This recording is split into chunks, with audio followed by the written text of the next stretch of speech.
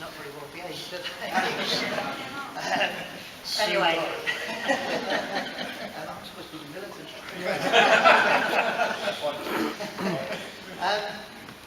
There was a lot of questions raised, and there isn't time to do justice to all of them, but just pick up on a few points. The point about pollution is absolutely true that public services, public transport rather, has been decimated. There's parts of the city that you can't get home to at night because of the cuts in the bus services. And this is the result partly of cuts, which have meant bus subsidies have been cut, but it's also a result of the policies of previous governments of deregulation and privatisation of the bus services. And by the way, Labour, Liberal and Tory are all responsible for some of these cuts over the years. Let's be clear about that. But we would be in favour of properly subsidising the public transport system in Leicester to make sure that it is better.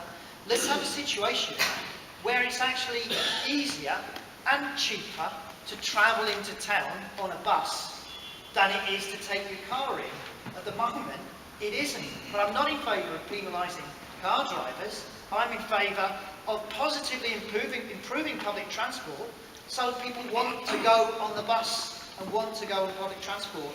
And that will be a step towards reducing the levels of pollution that we do have in this country. It's absolutely right, you know, Peter says he agrees with my figures, that the government has cut the money that it gives to the council. That is irrefutable. Every council in the country has suffered those cuts. Down the road, Northamptonshire County Council has gone bust. That's a Tory-led council, by the way. Has gone bust because of the cuts, right? So there has been cuts to the money, a huge cut. Just look it up. But having said that, we think the Labour Council has not resisted those cuts. They've not fought against those cuts. And in fact, they've not used the opportunities they have to keep services running while they buy time to actually campaign to get more funding from the government. And yes, I think some of the money the council has been misspent. You know, some of the capital funding. Travelodge does not deserve £10 million from the council at the same time people are hoping.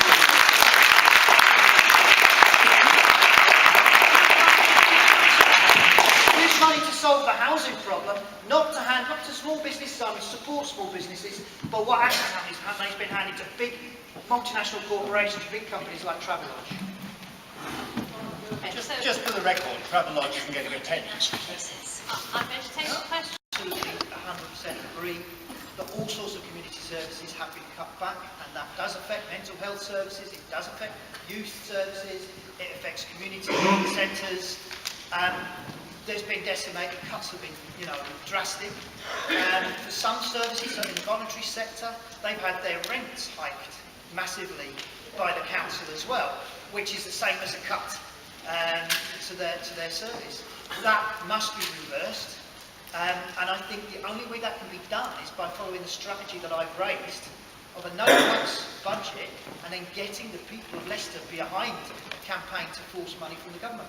By the way, the government found over £1 billion to give to Northern Ireland in order to buy the votes of the Democratic Unionist Party so they could stay in power. So they found the money there. They've also gone round promising Labour MPs if they vote for Theresa May's Brexit deal, then they'll get money in their constituencies. So the money exists. We also have a government that is falling apart, is on a knife edge. Imagine if every council in the country had a campaign.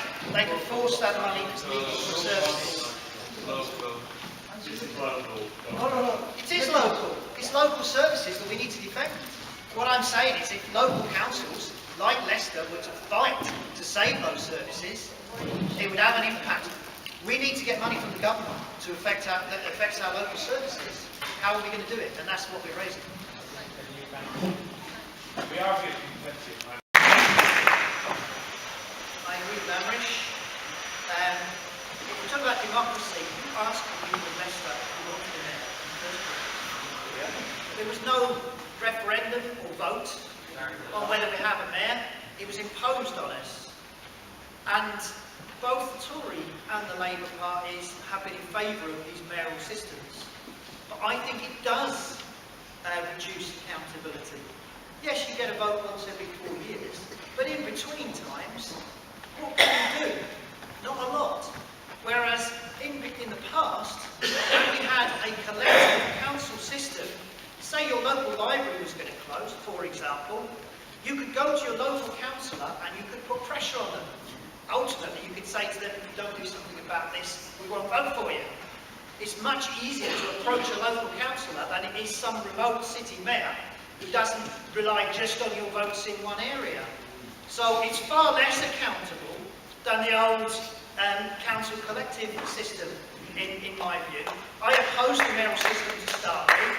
I tried to organise a petition calling for a referendum to scrap the mayoral system a few years ago. And I'm pledging now that if I was to be elected mayor, my first job would be to start organising to have a referendum, so at the end of that 4-year term, if people voted to abolish the mayoral system, we wouldn't have a mayor at all. And that's a pledge that I've stood by from the beginning. On the issue of jobs, of course, there are local issues, but there's national issues as well. What we've seen nationally is that elimination of decent, secure, long-term permanent jobs and their replacement by zero-hour contracts, by short-term and low-paid and insecure jobs. That's obviously a national issue.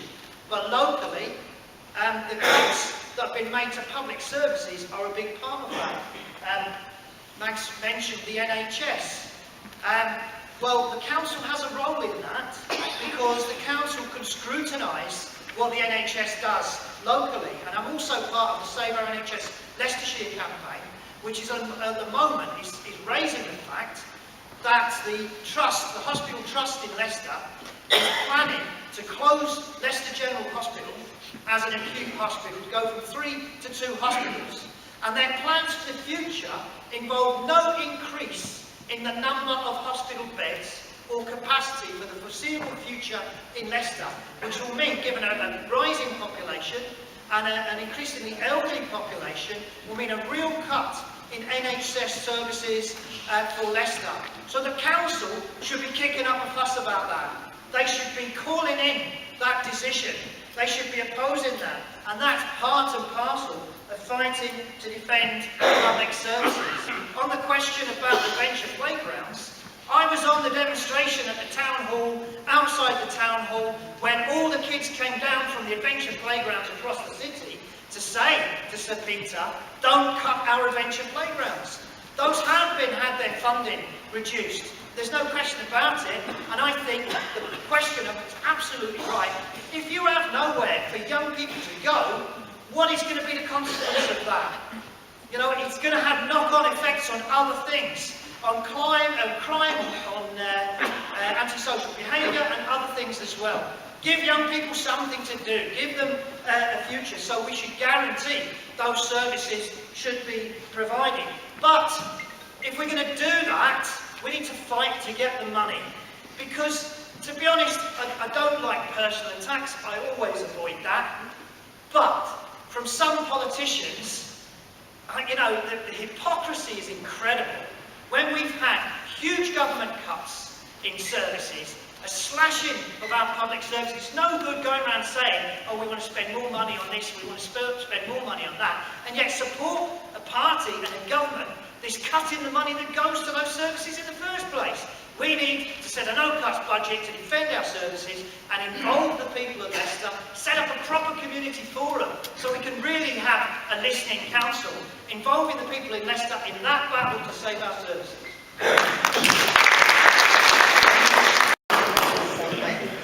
I get it, Nigel, you wanted to vote for you. That's the idea. But we all want to vote for us. And Steve would be my second choice. Is that as mayor or councillor? You only have. Let's carry on.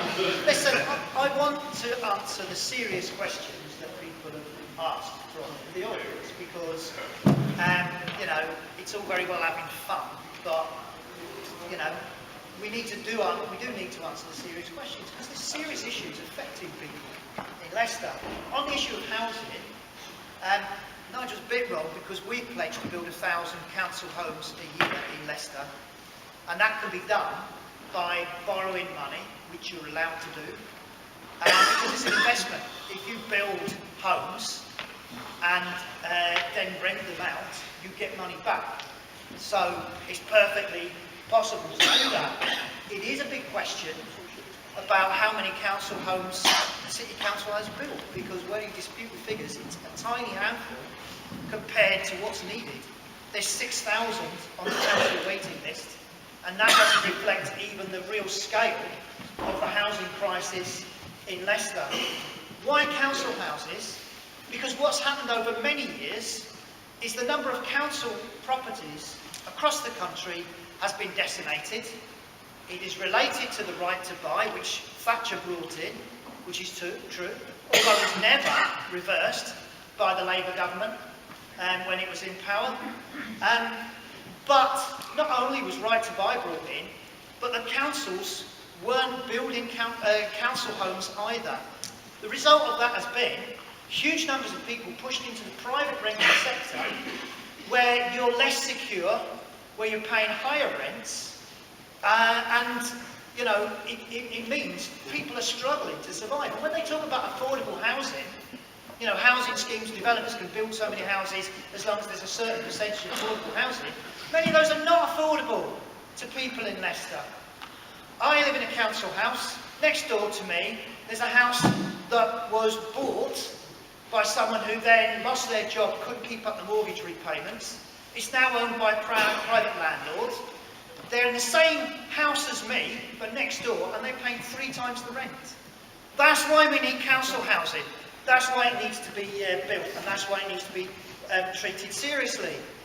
And as far as some of the other questions that have been raised, on community cohesion, well, I think it's a very serious issue. We started this meeting with a minute's silence because of the attacks in Sri Lanka, and we do know there's serious risks in Leicester of all the multiple different communities that exist in Leicester. There's serious risks of division.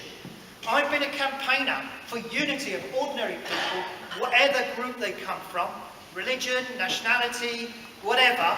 For many, many years, I've opposed the far right, I've opposed the racists, but I think one of the issues is that when it comes to doling out money to different groups, we need to be absolutely scrupulously fair, and it does need to be scrutinised properly, what goes where. I can't possibly comment on the specific issue that has been raised because I don't know about that.